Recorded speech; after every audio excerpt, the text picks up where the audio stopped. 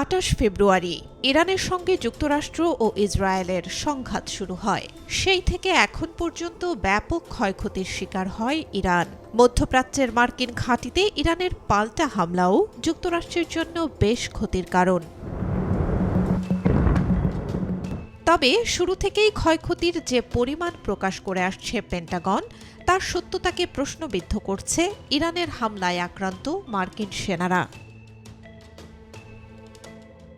গত ১ মার্চ কুয়েতে ইরানের ড্রোন হামলায় মার্কিন বাহিনীর ৬ সদস্য নিহত ও ২০ জনের বেশি আহত হন। মার্কিন প্রতিরক্ষামন্ত্রী পিট হেগসেথ বলেন, ঘাঁটিটি সম্পূর্ণ সুরক্ষিত ছিল। সেখান থেকে সেনা সদস্যদের আগেই নিরাপদ স্থানে সরিয়ে নেওয়া হয়। একটি ড্রোন ফাঁক গলে ঢুকে পড়েছে।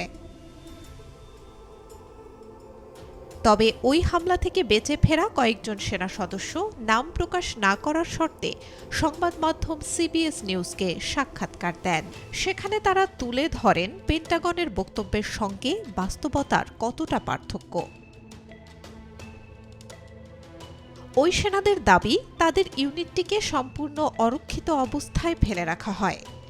একটি ড্রোন স্রেফ ঢুকে পড়েছে। ওই হামলাকে এভাবে তুচ্ছ ঘটনা হিসেবে তুলে ধরাটা মোটেই উচিত নয়। তারা চান মানুষ সত্যটা জানুক। এক সেনা সদস্য বলেন, পোর্ট অফ শুয়াইবায় অপারেশন সেন্টারটি ছিল ইরাক বা আফগানিস্তান যুদ্ধের সময়কার পুরনো একটি সামরিক ঘাঁটি। বর্তমান ড্রোন যুদ্ধের যুগে এটি একেবারেই অচল।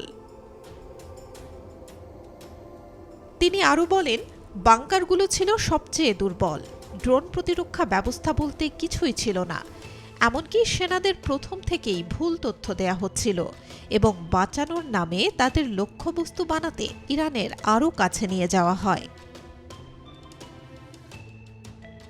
তাদের বক্তব্য অনুযায়ী ওই দিন হামলার আগে অ্যালার্ম বাজলে প্রায় ৬০ জন সেনার একটি দল বাংকারে আশ্রয় নেন। ৯টার দিকে অল ক্লিয়ার সংকেত পেয়ে তারা হেলমেট খুলে ফেলেন এবং কাজে ফিরে যান।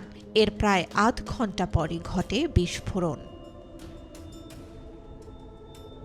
এই হামলা থেকে বেঁচে ফেরা সম্ভব ছিল কিনা জানতে চাইলে এক সেনা সদস্য বলেন, অবশ্যই এটি এড়ানো যেত। ওই পোস্টটি ইরানের লক্ষ্যবস্তুর তালিকায় ছিল। তারপরও কেন ইরানের হামলার সীমার ভেতরে তাদের থাকতে বলা হয় তা এক রহস্য।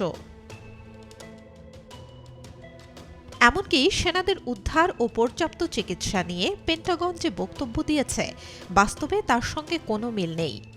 এ বিষয়ে জানতে চাইলে সেনাদের দাবির বিষয়ে কোনো মন্তব্য করতে রাজি হয়নি Pentagon. Desk report, B News 24।